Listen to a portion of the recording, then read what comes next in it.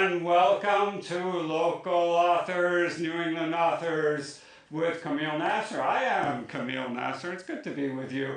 I have an exciting guest here, Lisa Shea. Lisa, welcome. Why don't you start us off by reading some, oh, by the way, Lisa is an incredibly prolific writer with over 300 works. Start us off with reading something here. This is from which one? This is an Asperger girl in Massachusetts. These are diner short stories, and they are set in all the local Worcester lunch car diners, which were made in Worcester, Massachusetts. Oh, okay. All right, so each one is a short story. There's 10 in this, and this is the start of the first short story. Book 1. I count each step as I make my way through the light drizzle in the chill April night. 87, 88, 89 as I curve around the large muddy puddle that has swelled on the cracked sidewalk. There's no reason that I count, it just seems right. I always do it when the occasional urge for human company drives me from my small apartment and out into the streets of Worcester, Massachusetts. And I know from experience that the trek from the top floor of my olive green triple-decker to the well-kept Boulevard Diner on Shrewsbury Street is exactly 642 steps, so there's still a distance to cover. I wish sometimes that I had a dog to walk with me. Not a huge one, which might pull me and interfere with my steady rhythm. And not a tiny one whose pea-sized feet might have trouble with the tilted stones and rocky potholes that define Worcester. No, it would be something medium-sized. A Cocker Spaniel, maybe. Friendly, quiet, patient. 106, 107. But I know I won't get a dog. Dogs have complex care requirements, where I do best with simplicity and solitude. When I finished high school, it was made clear to me that college wasn't in my path. It's not that my grades were poor. I was always good in English, maybe because I spent all my spare time curled up in a corner of the Worcester Public Library, reading my way through their shelves. But I just don't deal well with people, or noise, or noisy people. The idea of voluntarily subjecting myself to more unpleasant classroom situations with my fellow students staring at me and laughing gave me hives. So this is a woman with Asperger's. Yes, she's got, what would you call it? It's like high-functioning Asperger's. Is that, Yes. is that, or is that a cliched word or something? No, that's fine. Yeah. And she goes to and in this first story, she meets someone who becomes, would you say, a boyfriend? Yep, And she solves a mystery in each one of these diners, yes. Right? How do you think of this idea? I mean, it's a great idea, all the different diners and a mystery in each one. Well, and an Asperger syndrome girl. Yeah, how do you get all this together? Well, I have several friends with Asperger's, so I understand the different situations they're in. And diners are such an interesting part of New England history that they were built right here in Worcester, and that they bring together people from all different walks of life who will gather together, especially the late night diners that are open. You know, people will run in there who are rich or poor or all different types of things. Yeah, so you get a different variety of customers, and then there's a mystery. There's a mystery in each one because she listens very carefully to a different conversation that's going on in the next booth, right? And then she jumps up and says, aha, it's because of so-and-so, right? Yeah, very good stories. I like the girl. She's really nice, yeah. And this is just one of the book. I'll put it up here. This is just one of the book. It's called, what's it called? An Asperger, what is it called? 10 diner stories. All right, and you have so many books. You have a series of medieval romances, and you have this wonderful Black Cat volume. Tell us a little about this. This takes place in Salem. Yep, this is in Salem, Massachusetts. There's 31 short stories. I started writing them on October 1st and kept writing through October 31st. So on October 1st, I wrote the first one. October 2nd, I wrote the second one, and I published each one that night after I wrote it. It's a chunky book. You could see it's like each story is 3,000 or 4,000 words, right? And you wrote that in one day. I mean, each chapter is one day. Yeah, each chapter is one day, but 3,000 or 4,000 words. Yes. I mean, I struggle to write 1,000 words a day. day. A lot of people I've had on the show also say that they aim for 1,000, but you do 3,000 or 4,000? I've been writing a while, so it gets easier, I think, the more you go. And I also type very quickly, so that helps out a lot. All right. But these are all, each one is a separate little mystery, sort of like these. So each day there's a mystery that she finds and she solves it, and then the next day there's another mystery for her to solve. Now, you told me that this takes place in Salem. Yes. And you told me that you personally are a descendant of one of the guilty people who died in the Salem witch trials. Yes. Yeah. Her name was Ann Foster. She was a grandmother, and her daughter and granddaughter had been accused of witchcraft. So to save them from being accused, she confessed to being a witch herself. And fortunately, I suppose, she ended up dying in jail, so she didn't get subjected to the tortures that they had for the woman. And I mean, so this is part of your personal history, Yeah. right? Do you feel, did you research about the trial, about the witch trials, about her and things like that? Or I have, but I guess I'm not drawn to write about those. I think enough people have written about those dark days that I tend to write about more cheerful topics. Yeah, as I said, Nathaniel Hawthorne's grandfather, I think his grandfather was one of the judges on the Salem witch trials, and he was obsessed with it. Nathaniel Hawthorne was obsessed with it.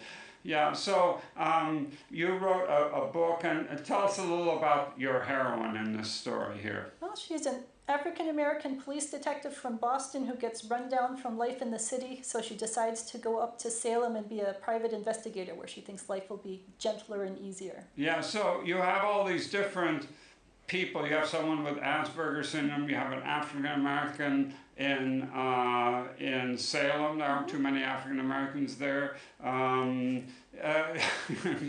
You have a great imagination. Yeah, now, you published this particular one, you published this online. Yes. Right, yeah. Each day. Yes. This so one people read it, they commented to you? Yes.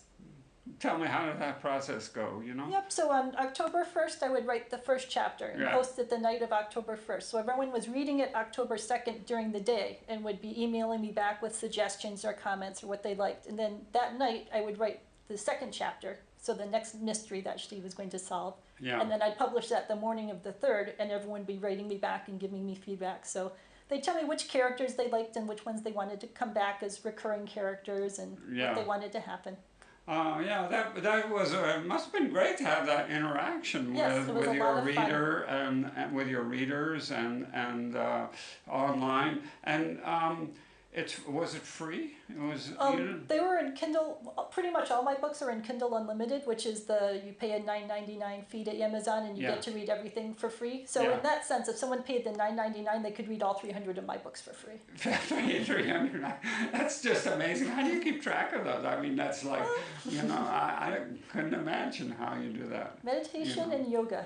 Oh yes, you even write about yoga, right? You have how many books on yoga? Well, I have that one too, but this heroine loves yoga, so she's always doing yoga. Yes, we'll get to her in a bit, but you have books specifically on yoga. Is it like how-to books? Yes, I have a how-to I do an hour each morning, so I have a how-to on my full hour routine, and then I have a 10-minute yoga for people who just have short time. And you teach yoga, or you just myself. practice? You teach it by writing about it. Yes, I suppose. I remotely teach. Yeah. How many books do you have on yoga? 5. 5. So you have to think about it. Let me see the guy. That's great. Yeah, 5 books on yoga. Wow. Well, and is it?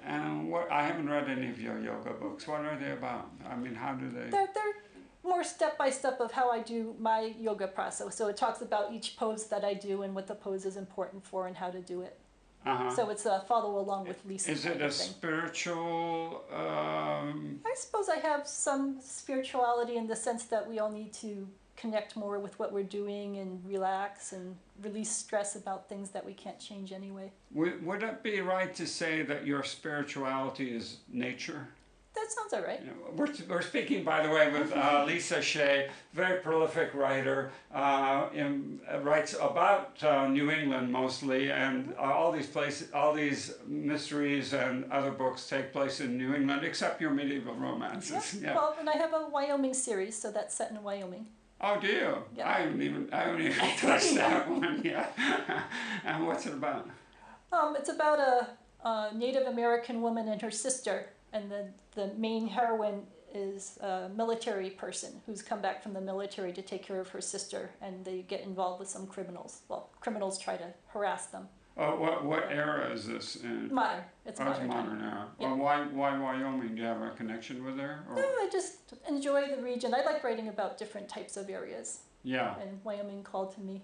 Yeah. There's a dystopian series set in North Dakota, which is similar, that it's about a Native American group in North Dakota. Yeah.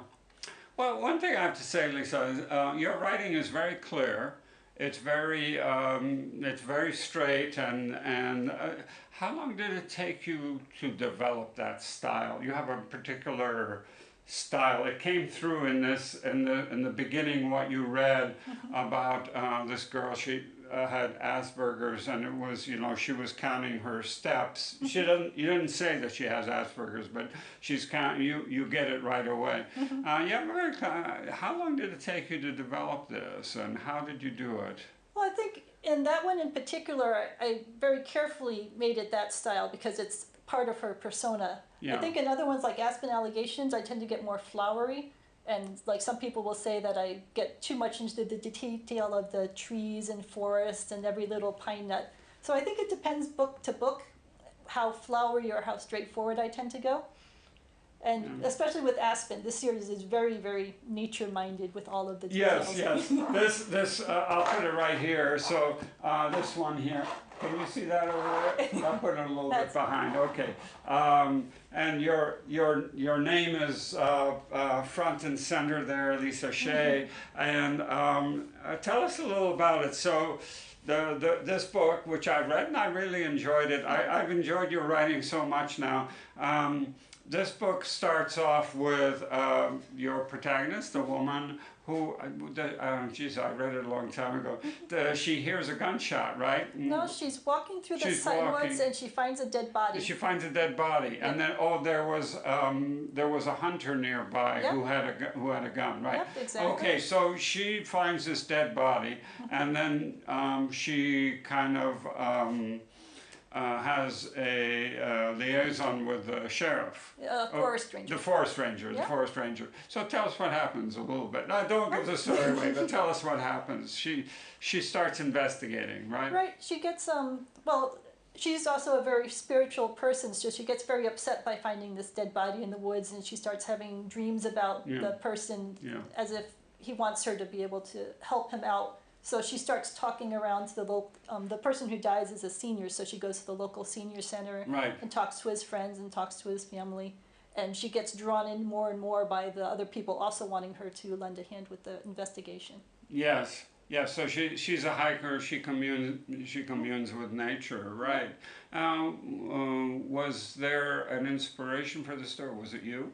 Well, I imagine the heroine is probably me because she likes doing yoga and she likes to meditate. Yes. And, my boyfriend and I go to each place. We also write these a chapter a day. So this is set in November. On November 1st, we went to Sutton Woods and went hiking around and found where we wanted the dead body to be found. And November 2nd, we went to the next place in the story. So we go to each place on that day. Yes. And by the end of the month, I've got the book written.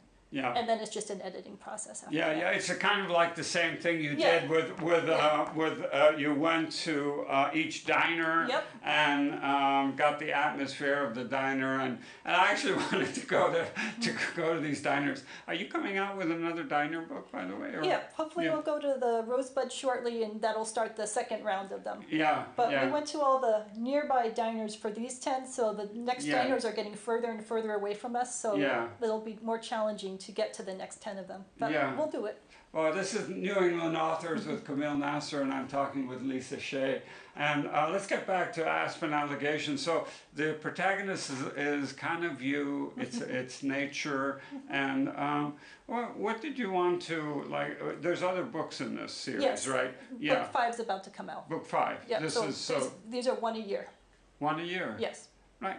Now, I just am amazed. How do you find time to write so many words? Well, it's about a chapter a day for these. So This one would, like I said, November. So November 1st, I wrote the first chapter. November 2nd, I wrote the second chapter. So you just chunk through it until you get to the end of the month.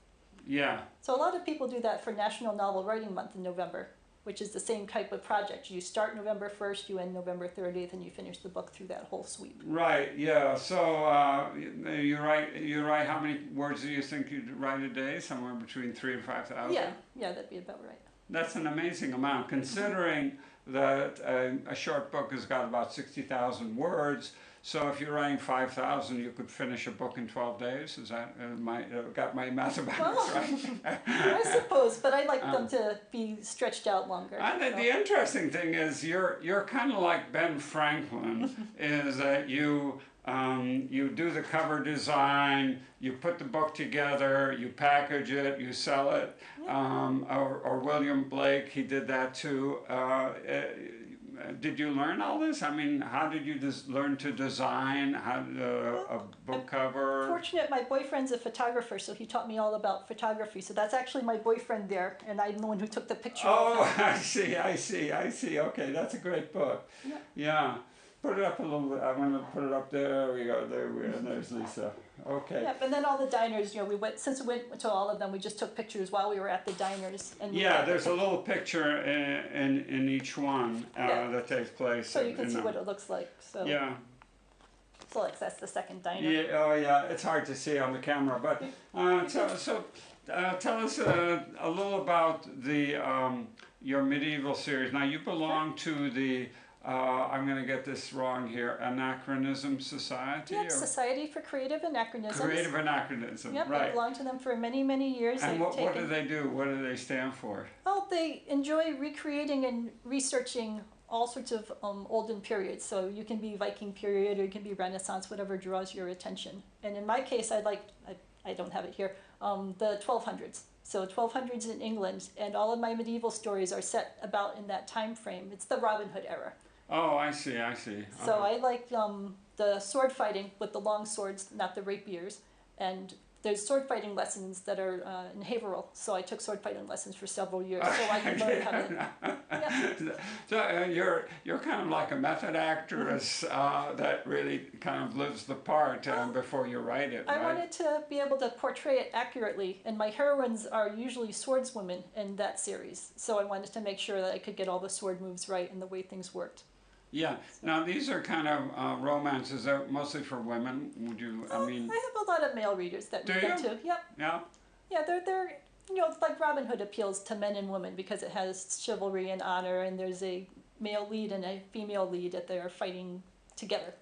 Well, tell us, Lisa Shea, how, when, and did you start writing? Were you since school? Yeah, since I was very little. I always loved writing and reading, and when I was young I had an hour-long bus ride each way, so I would it was before smartphones and such, so I would spend all my time imagining Lord of the Rings stories with me as the heroine, or Robin Hood stories with me as the heroine, so then it was natural to start writing those out. Mm-hmm. So, you have also a lot of books for young adults. Yeah. Tell us a little about your young adult readers. Well, I suppose I write the medieval ones are aimed towards young adults. They're very clean. There's no intimacy. There's no violence. Well, I suppose sword fighting is sort of violence, but it's not graphically described violence. Right. I think all of your books don't contain really a lot of violence and things. Yeah. Yes. None of them are explicit, so they would all be suitable for teens and up. But I think the medieval romance and the Scottish time travel romance are the ones that I get a lot of young adult readers in. That seems to appeal to that group. Oh yes, time travel. I'm sure it appeals to that. What are young people interested in these days? What are they reading? I think they get more opportunity to read more things than they ever had before. It used to be like when I was growing up, it was always a white hero and a white heroine, and they were usually like from England or maybe from colonial America or something like that. And that's all you got to read. I think the world is fantastic now that we've got Black heroines, Native American heroines, all sorts of different topics, all sorts of different timelines. There's gay people, there's lesbian people, and it's just wonderful that there's such a wide range of things for children to read, and they can see themselves. The same thing with dolls are getting better. That it used to be that all the Barbie dolls were white and blonde, and now there's finally a better mix of things. Right. So you think the number of readers is increasing? Yes, it's definitely helping the number really? of readers. Yeah. Because before, a girl who might say, I don't want to read these because they don't relate to me in any way, now there's finally books out there that she can find and read that do relate to her. And that How do witches and dragons relate to her? Well, there's still a mix of things. Yeah. You know, there's the fantasy group, but for people who are not interested in the fantasy, who want a more realistic story, there's a wider range of characters for them to be related to. Okay, we're speaking with Lisa Shea. This is local authors, New England authors with Kameel Nasr. No, it's really good that you write so much. And one of my interests is that boys read, you know, and because I didn't read when I was a boy, and I think a lot of boys don't read. And what's your experience? Do girls read more than boys? Yes, absolutely. I've been looking at a number of infographics about that, and all of the age groups as they get towards teens read less, but the girls do keep reading somewhat, and boys drop off to like a quarter of them don't read at all by the time they get to be teens. And I think part of the problem is that we do have a lot of books coming out now for girls, and a lot of the dystopian series have a female heroine, and that's all great, but there aren't as many interesting stories for boys coming out now, and I think it's important to keep them reading too. Yes, yes. It's not just young adults as well, but a lot of mysteries, a lot of novels have female heroines and female protagonists, much more it seems to me. And I don't know what you could do. Do you have advice for to get boys to read? I've had this conversation with other people. I think we need more authors to write better range of books for boys when they're in that teen years, because we're losing them at the teen years. When you look at like the 5 to 7, most kids love to read, and there's a bunch of different kinds of stories there. But for some reason, when they get into the middle school and teen years, it just drops off for boys. I wonder what it is. Is it like being macho, or you have to? No, I think part of it is that there aren't enough stories out there that they can really relate to. You know, like I said, when you look at all the different material out there, there's a whole bunch of romances for girls, there's a whole bunch of dystopian with female heroines for girls, and other stories, a bunch of vampire stuff for girls, but there aren't that same quality of mix for boys. You're right. The Harry Potter series was great for boys. Yes, that is and I think we need other stories like that. Yes. Anyway, so it's such a prolific writer. What are you working on right now? What's your next business? So you're coming out with Aspen Allegations #5. Yes. Same woman heroine who does yoga and loves nature. Yeah. Yeah. And this is, by the way, this is local. These are, a lot of your books are local. Yeah. In New England. What are you coming out with now? Well, I've got 20 series running concurrently, oh my God. so it depends on what comes next. Like I said, I'm going to try to hit the next diner that's nearby. Yeah. I have a zoo series, so I'm going to write the next zoo. Oh yes, we didn't talk about your zoo series. Yeah. Well, I hope you go through. Have you started that one yet, or? That one's on book 7 is out. So the next one I'm writing is then the Tampa Bay Zoo, because I took a trip down there, and then the next one is the Capron Park Zoo. So those two should be out shortly. So this kind of gives you an excuse to travel around and get to all the places for research, right? And so there's a mystery that takes place in the zoos. Yep. What's the mystery? I can't give away the mystery. Oh, you can't give away. There's various things that can happen in zoos. But so is the I haven't read any of those yet. Is the backdrop the animals or the people who work there? It's about the animals. It's about the animals? There's always something going on with one of the animals that she has to figure out. So in that case, she's a woman from Puerto Rico who is... Oh, and now it's a different protagonist. Yeah. So you have an African-American, Puerto Rican, a girl with Asperger syndrome, a woman who does yoga and hiker, and so many other different protagonists. That's really great that you've kind of expanded. Do you feel that you're centered? I think that we are all people in the world and that we are all related to each other. So I guess I think of myself as being centered as part of one of a myriad of different groups. Yes, and which groups do you belong to? Well, I would hope that I belong in some way to all of them. Yeah, Oh, well, that's good. That's good. And are you planning any more young adult, specifically young adult books, or what? I don't know. I mean, I'll keep moving forward with the Scottish time travel series that they enjoy, and the medieval series that's on 14 books right now. So I'm working on book 15 there. 14 books on the medieval series. Yes. It boggles my mind at how prolific you are. Yeah, yeah. And you just do you like you just sit, write, and then publish? Yes. Well, I have readers who read them and editors and all of that sort of thing. Uh-huh. But yes, Do you have other people who write for you? no, No. everything is myself. Uh-huh. And your readers are your friends? Your editors are your friends, or Oh, I no? suppose yes. Yeah, but they're professional editors Yes. you're talking about. Yeah, Yes. yeah. You need a professional editor. So this is for writers. If you want to write something, you absolutely need a professional editor. Yes, you need Yeah. someone who knows what they're doing. Because, Yeah. I mean, this one, I just found a typo. This has been out for 5 years, and we just came across something I had to fix. So Yeah, there's fixed it always a with a- typo. yeah. Yeah, yeah. Even I've had things that are published by really good houses, and I found a typo. A lot of people have found typos in them. Yeah, you just can't avoid it.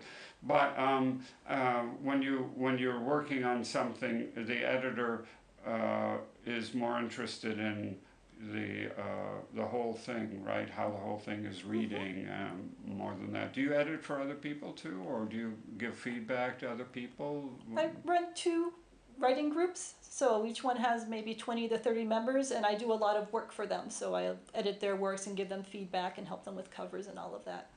All right, we're coming to the end of our wonderful. It's just so nice to talk to such a prolific and wonderful writer. Lisa Shea is with us. This is New England Authors with Kameel Nasr. Lisa writes, and welcome. Bye.